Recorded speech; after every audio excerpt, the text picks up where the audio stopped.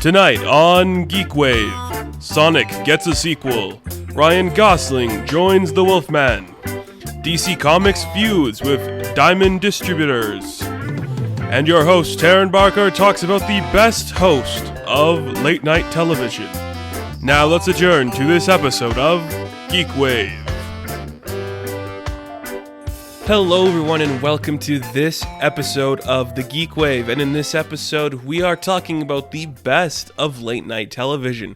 Who's the best host? Who's the worst host? Let's go through the history, let's talk about it, let's have fun and enjoy ourselves in that regard.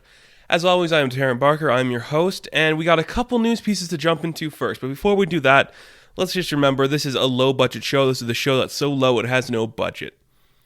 And we got a couple pieces of news we are going to talk about with you right now. First of those being Sonic the Hedgehog is getting a sequel. Yes, sir. Sonic the Hedgehog, the critically acclaimed, highest grossing film of 2020, is getting a film that is a sequel. And wow, it's pretty obvious, right? I think my main question is going into this, what are we going to get for terms of side characters? Are we going to see Tails, which is pretty much a given because he was in the post-credit scene? Are we going to be seeing Knuckles? Are we going to be seeing Amy or Shadow or any of those people? And is Dr. Robotnik going to return? Will Jim Carrey reprise his role as Dr. Robotnik? I can almost guarantee a yes. It seems very likely. He seems like he's having fun making this movie, so I could definitely expect to see him returning. We'll just have to wait and see how that pans out, because that could be really fun, and I'm excited to see what becomes of that. And is this going to set up a Mario movie? I mean, the jury's still out, but it seems pretty likely we might be hinting at a Mario movie at some point. I still think animated's the best way to go for that. But whatever, we'll see where that goes. This makes a lot of sense. I am 100% invested in this. I think it could work really well. Is James Marsden going to return? Probably. They're probably going to do the on-Earth stuff, and here's Tails, and maybe we have to go back to the land that Sonic is from. Why not make the first movie there in the first place? That's all I'm going to say on that. But that's just fun. It could be a really enjoyable movie, and we'll have to see what happens there. I don't know. I'm just some guy. And our second piece of news today is Ryan Gosling will be playing the Wolfman for a Universal movie. What an interesting choice this is. I like it, but how horror is it going to go? I love Ryan Gosling. I think he's a fantastic actor. He's definitely able to do certain roles that a lot of other actors couldn't. But how dark and gritty are we going to be going with this? Because this guy holds his own in this gritty, intense horror movie. I'm not sure. Is it going to be stylized and polished? It looks a little more clean. It's not going to be R-rated. Is it going to be a PG-13? I really hope not, because I don't know if Gosling can act that grotesque and dark. How are we going to portray the Wolfman is pretty much what I'm going into this thinking. And I hope it's kind of like The Invisible Man, where the Wolfman's the villain, because that's what I'm liking to see from this. We are definitely going to be doing a GeekWave on the Universal monsters and where I want to see them in the future connected to Blumhouse. All I'm saying is, if we get this movie and Elizabeth Moss doesn't appear, there's a missed opportunity.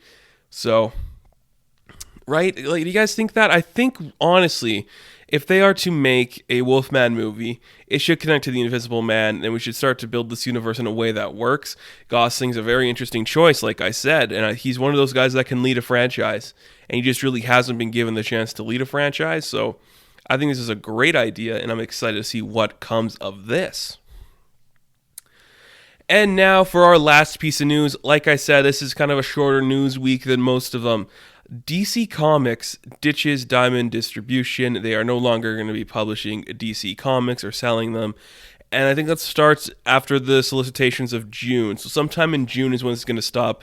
They're going with Lunar, and they are doing a new distribution house through Midtown Comics. I think this is a great idea. It feels like a long time coming. And let's be real, not a lot of people like Diamond. Anybody in the industry can tell you their problem with Diamond for anything, really, because it just seems like one of those companies not a lot of people like. And I get that, and I understand that. So I think that's going to be really interesting to see what happens there. If any other companies are going to follow in the same footsteps as DC. I've said it before, I think DC has kind of handled this whole COVID situation better than most companies. In terms of comic books, they were upfront in the initiative to do certain things. They said, we're going to be doing digital exclusives first. We are going to be publishing other books through different distribution houses, and they've been really smart about it. I mean, like I said, it's a long time coming, and it makes me wonder if Marvel will do the same, if Image will do the same, or anybody. I think IDW said they might be doing something different. I can't remember off the top of my head what that was, though. But I mean, why aren't these companies just self-publishing? You're saving the middleman, getting him out of there, and it would work just fine. But of course, Diamond has the monopoly on this, and Marvel is a coward and is too afraid to do anything new or interesting about it. They are pretty laid back in a lot of things, but when it comes to doing something inventive, they don't do it. So props to DC. This is a great idea. Came out at a bad time, and I feel kind of bad for it. Then again, I do not own a comic book store. I'm not a shop owner. I don't know how this is going to affect the sales. Tuesday release doesn't affect me too much. It's just kind of hard to remember. I have to get my books on a Tuesday. So it's kind of interesting. I'm excited to see what will come of this and what might not come of this. So we'll have to wait and see what happens there. That's all the news we have. So we're going to take a quick break here, and when we come back, we are going to be jumping into the late night host of Late Night.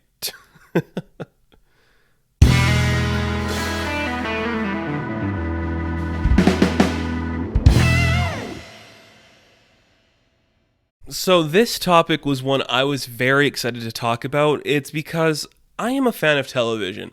I'm a fan of the history of television. On that same note, too, I'm a fan of the history of comedy. And that's what late night means to me. It's literally a signature for both of those. It's a signature staple of television. Same with something like Saturday Night Live with Crime Scene Investigation, CSI, or The Match Game. You need to have a late night show on, whatever network that is.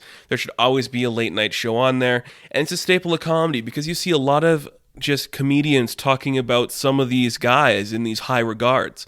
And I'm 100% one of those people too. Like, I love these guys. I respect them. There's some I like more than others. Some I don't like all at all. But that's just how it goes. You can't like all of them. So we're going to be talking about late night, what I think of some guys, what I like about some guys. And it's kind of sad to say most of these guys are Caucasian men. I think all of them on my list pretty much are. I kind of referenced Trevor Noah and Lilly Singh here, but they are not on my list. They are not the best hosts, which is kind of sad to say, but they're just not. And I'd love to see what the future holds for late night television, what I'd like to see. I have said it before. I think it'd be a fun job to have. I'd love to be a guy who does late night hosts. I want to bring it back to like a classic era, and we'll get to it in a bit here, some of those classic or guys that I love.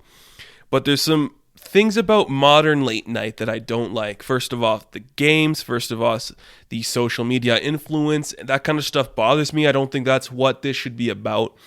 So when you see stuff like that, it doesn't appeal to me and I don't enjoy it. And there's a guy in particular I don't like who does all these things. But I'd love it. I love the idea.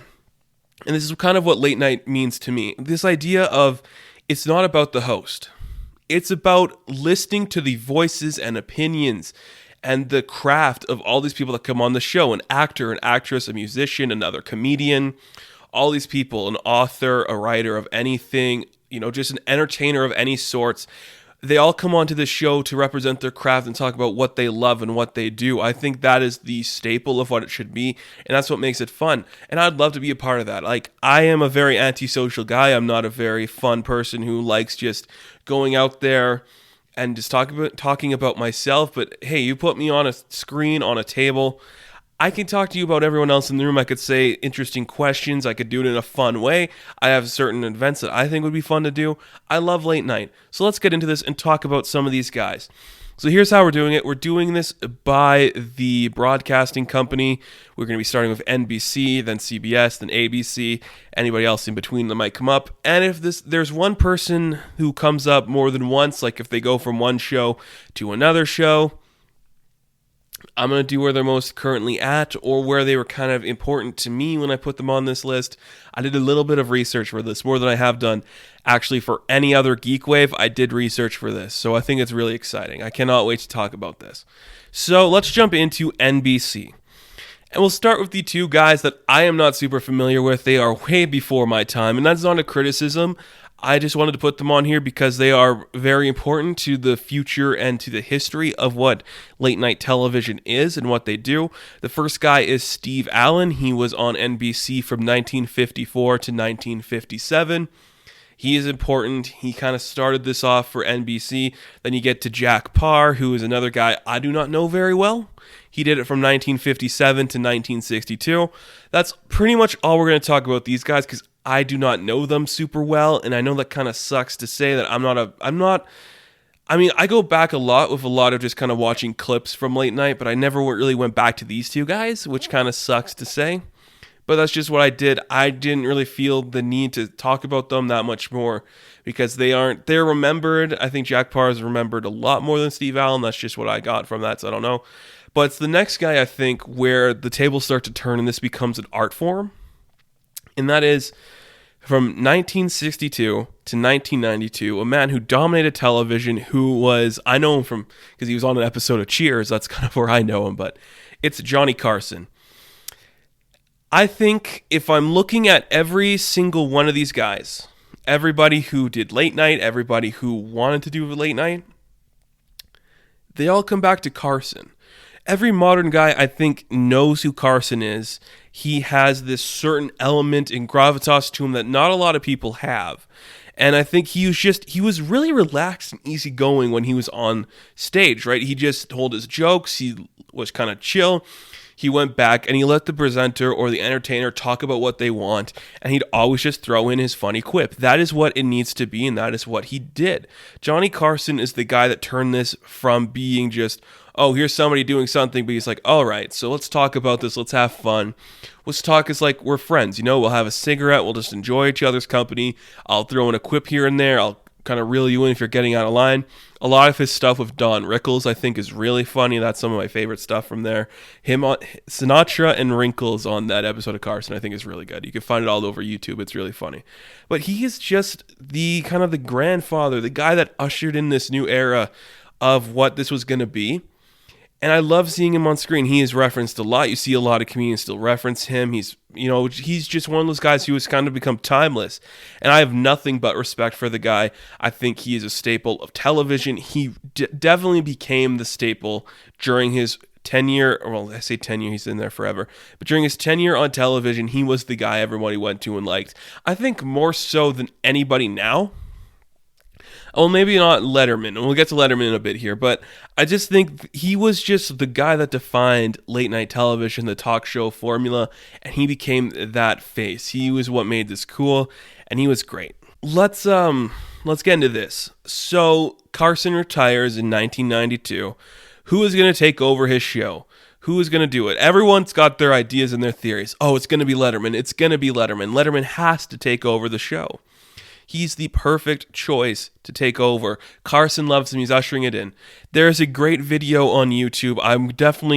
It's definitely gonna be in our recommended, I think.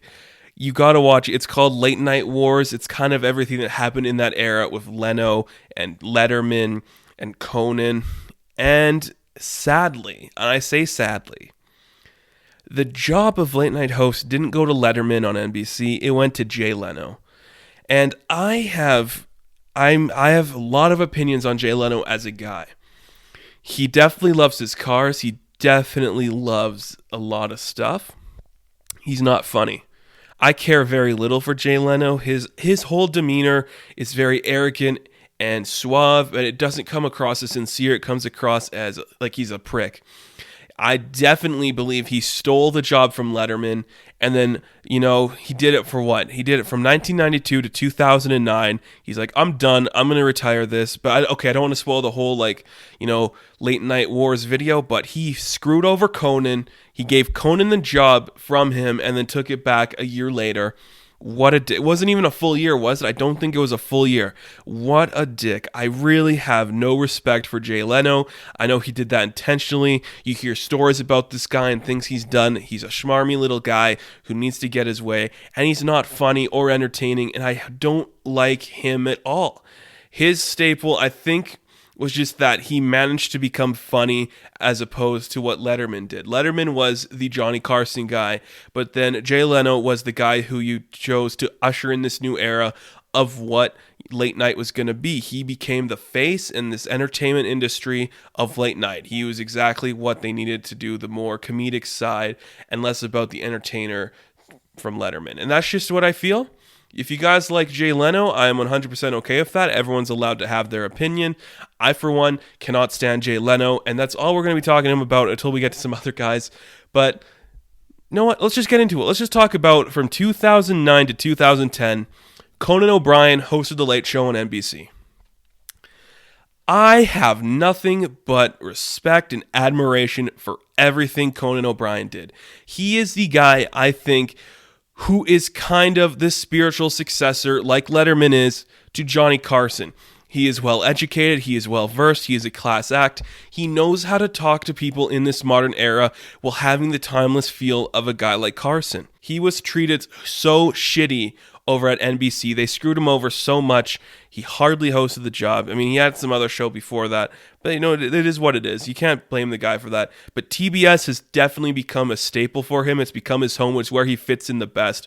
I love him. He knows how to talk to his guests. He knows how to have fun skits in a way that doesn't come across as pandering or needy or desperate or boring for views. He is just so calm and collected. The guy wrote on The Simpsons, for crying out loud. He is so smart. And he's worked with Funko. He has a line of Funko Pops. How can you not respect a guy that has his own line of Funko Pops? He's a pop culture guy that's going to be a staple of pop culture. He's proven that time and time again. If I had to pick one guy to represent the modern era of just late night hosts, it's him and another guy that we're going to get to in a bit as like my favorites.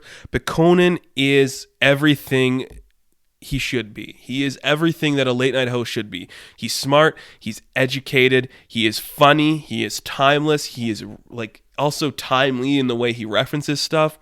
He has a great sidekick. Andy Richter, love you, man. There's a lot of good stuff in here. I mean, just talking about Conan, you just understand this guy is a genius. He is somebody you love. He's got a very Carson vibe for the modern age, and he's just the perfect guy.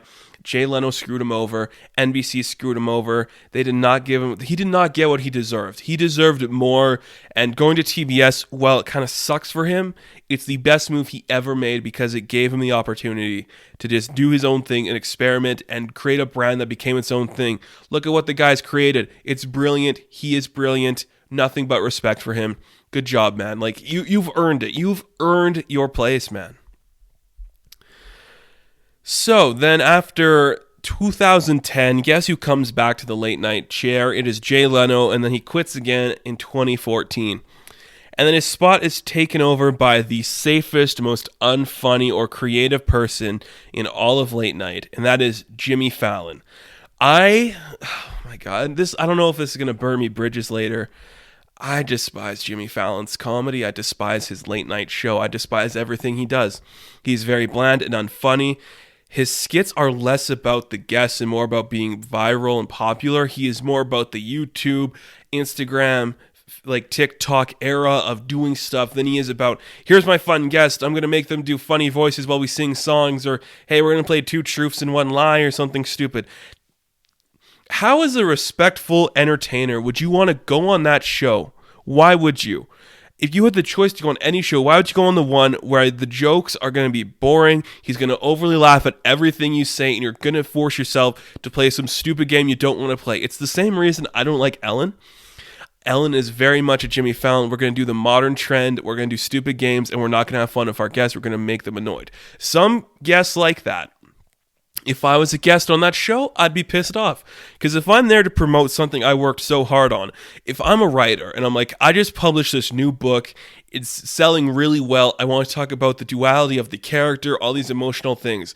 You're not getting that from Jimmy Fallon. You're going to get that from Conan, and you're going to have more fun on Conan, and you're going to get that from Carson, but you're not getting that on Fallon. You're going to be getting simple stuff. He's going to turn it into a joke, talk about a stupid story you don't want to talk about, and you're not going to have fun. I do not like Jimmy Fallon. Everything he represents is why I think he's destroying late night, and he's definitely like lowered the bar for what qualifies as good late night television and a good late night host. So, yeah, I don't like him. Jimmy Fallon, I do not like him.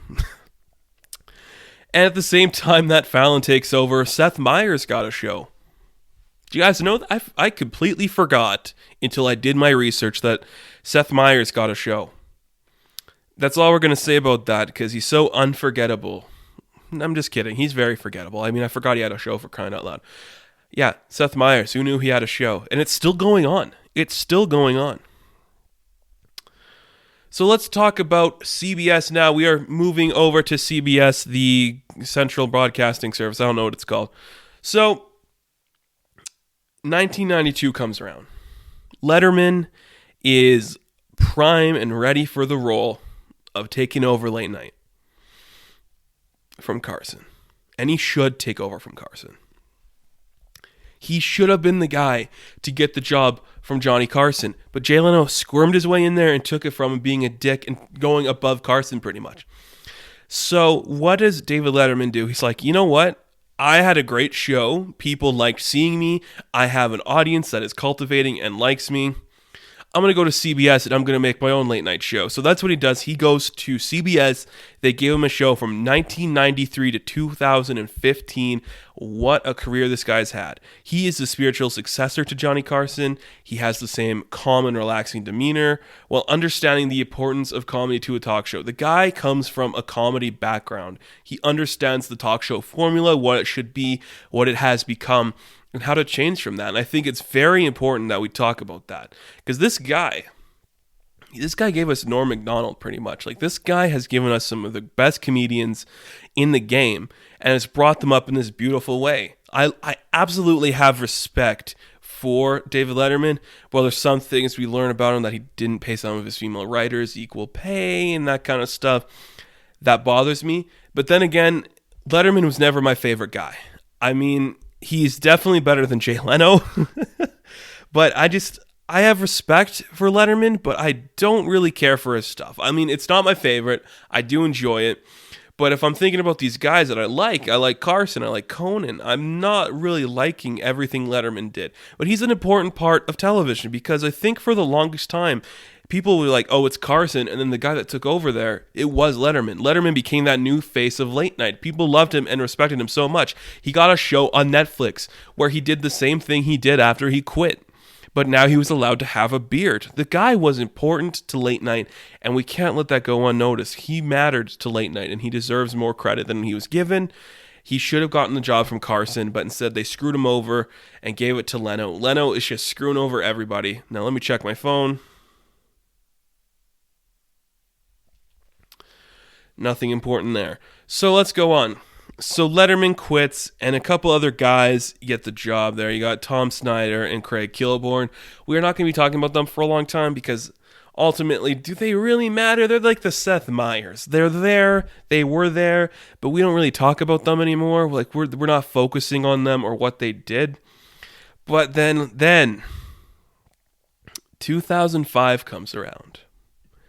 And in 2005, we are introduced to the Scottish wonder, the Scottish brilliance, just the comedic brilliance that is Craig Ferguson.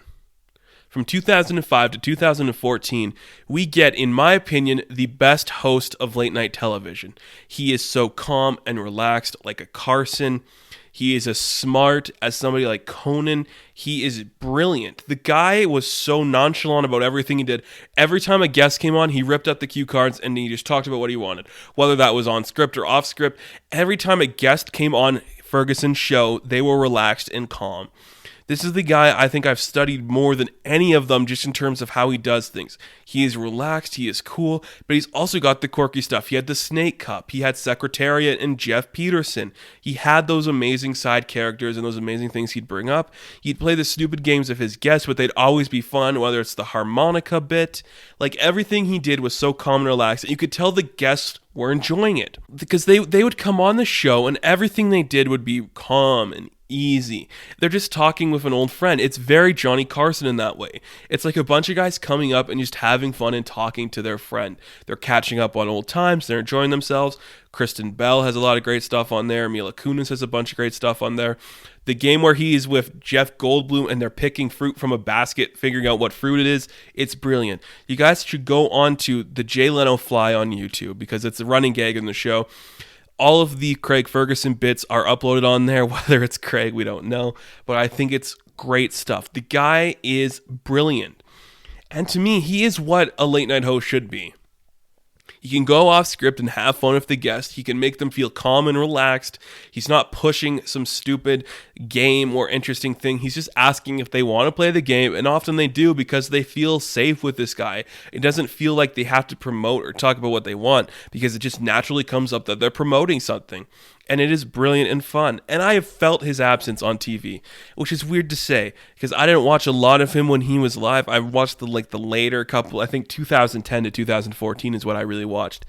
But you feel his absence. The guy had this energy with him that was unparalleled and deserved more credit than it was given. The guy was brilliant and easy. And you look at some of the guys on there now. They're not Craig Ferguson. They need to be like Craig Ferguson, but they're not, and it sucks to say, because this guy was so relaxing and calm. Everyone loved him.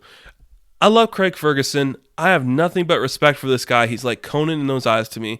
This guy knows what late night should have been, and he's a genius because of it. Craig Ferguson is the best host of late night. We're going to talk about some more guys here, but none of them compare to Craig Ferguson.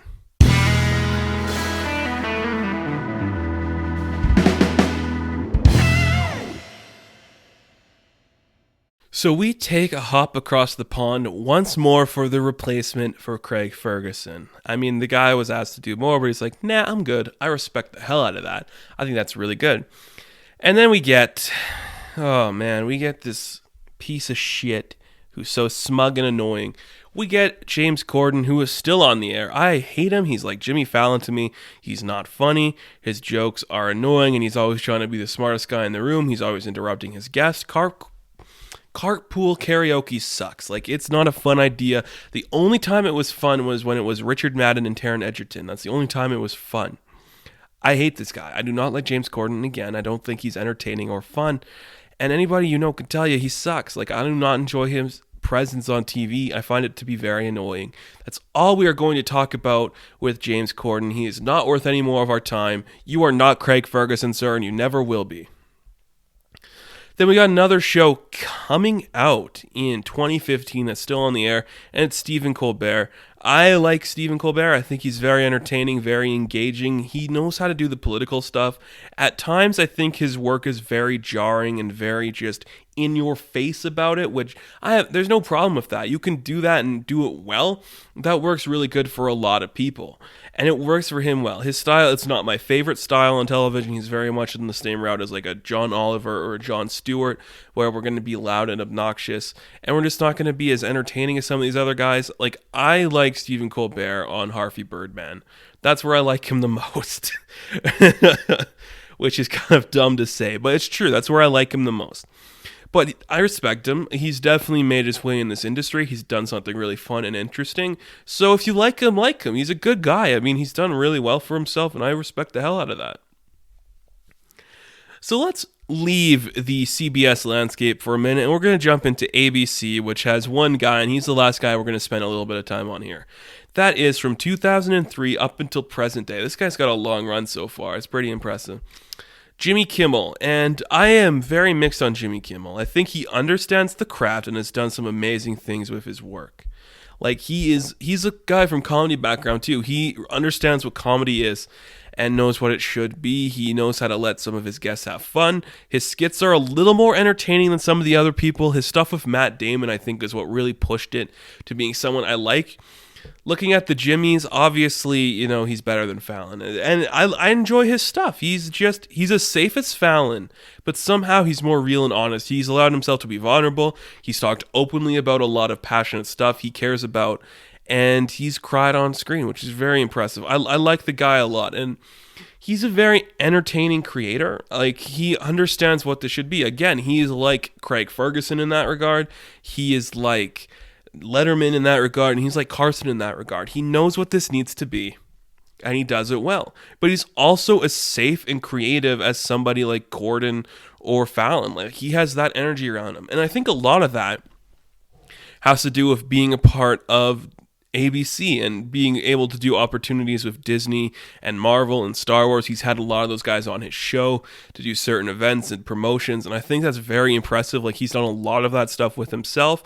He's done mean tweets, which is kind of funny. I mean, it's kind of dumb at the same time, but it is what it is. Like, it honestly works for the most part. And it's not bad. Like I have nothing but respect for this guy. I do like him. I think he's very interesting. Sometimes his stuff doesn't work for me because he's very Jimmy Fallon, but in a way more mature and fun way. He is the safest bet you can have to a Carson today. Like, even Craig Ferguson and Letterman, they are very close to Carson in their regards, but they were a little more controversial. They not that they talked about stuff that was controversial. Their attitudes was a little bit more not family friendly. They were willing to say certain things, but Kimmel is very just like, yeah, I know John Krasinski. Yeah, let's talk to the cast of the Avengers. That's fun. I love these things. We're going to get so many views online because of it. Let's read Twitter quotes on our show. And it works. I mean, I don't hate it. I respect him so much more than those other guys. I really do. So he's not bad. So let's just go over this really quickly, okay? We're going to talk about a couple of other people who kind of do late night. Then we're just going to go thumbs up, thumbs down, thumbs in the middle, okay? Then we'll give my final thoughts and we'll end with the recommendations. It's going to be a shorter video. So we got Graham Norton, a guy who I love. He is so funny. Thumbs up to Graham Norton. He's doing some great stuff there over the pond. I love it to death. John Oliver, another guy that gets a thumbs up. He has earned his place in this industry, being someone entertaining and engaging. Congrats to you, my friend. Congrats to you. You've earned your place here. And Trevor Noah, I said it at the beginning of the show. I don't know. I mean, he's not the best, and his stuff doesn't come from a place of warmth, I think. He's got a James Corden energy to him, which is okay. And Lilly Singh, I gotta give her a thumbs down. I'm sorry if you guys like that show, but they've treated her really badly. I don't even know what network she's on. I didn't look, but she's been treated so poorly that it's appalling to me, actually, what they did to her, because they stuck her at such a bad hour. She gets no good guests. If you're gonna push this person, this online persona of a woman, of just, what is it? Is she bisexual? I can't remember. But if you're going to push that, put her in a good spot. Don't treat her like shit. And if you did that, maybe she'd get better at this. If this is what she's always wanted to do, she deserves more than what you've given her. And arguably the best host of all time, Space Ghost. Space Ghost, coast to coast. Watch it. So let me give you my final thoughts on this. If you guys want to go see who the best hosts of late night are, you start with Carson, then you go to Letterman, then you go to Conan, and then you go to Ferguson, and everybody else is either skippable or passable, and they have some okay moments. But those are the guys that define late night and are worth your time. So check them out. They are well worth the fun and well worth getting involved with. Trust me on that. They are cool dudes. So let's jump into our recommendations for this episode of the GeekWave. Starting off, we are going to be talking about Space Ghost Coast to Coast. Like I said earlier, definitely worth your watch. It's very fun. If you love those old school cartoons, you're going to love it. And then check out Wolfman, starring Benicio del Toro. I think it came out in 2010. It might be worth checking out if you guys want to see what a modern day Wolfman movie could look like. Could be fun. And then just a couple of things you guys should watch on YouTube. Like I said earlier, Late Night Wars. Check that out, because it is a very interesting watch, and it's very slandering towards Jay Leno, and I still don't like him. I think he sucks. And then just check out the Jay Leno Fly. It's going to give you everything you need to know on Craig Ferguson, and you're going to have nothing but respect for Craig and his approach to late night. What a guy. What an absolute amazing dude he is. So that is going to do it for this episode of the GeekWave. I want to thank you guys so much for watching. As always, you can check me out on Patreon, on Instagram, on Twitter. You can email me topics you'd like to see me cover or any news pieces you think are interesting or worth talking about. And I'll catch you guys in the next video. Thank you so much for watching. Stay tuned for more coming to Tsunami Studios. Keep it real, guys. Keep it real.